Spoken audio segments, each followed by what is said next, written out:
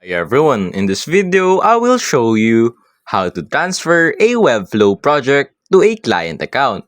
So first, go to your Webflow and go to your site that you want to transfer.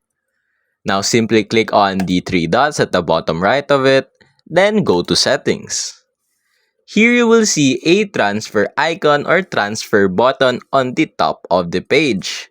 You have to simply click on it, and here you have two options, to a user or to a workspace. If you want to transfer it to a user, simply input their email account here. If you want to transfer it to a workspace, select a workspace or type of workspace. But remember, once you transfer the site, you will not be able to make edit or access the site. You will not be the owner anymore. So simply input the email, click on this after, and that's basically it.